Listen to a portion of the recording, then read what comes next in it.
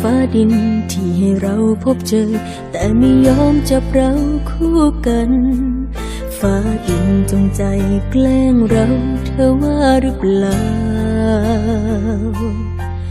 ทำไมนะต้องห้ามรักกัน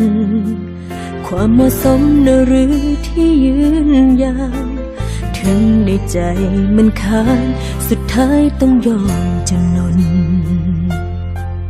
ก่อนถนนของเราแยกกัน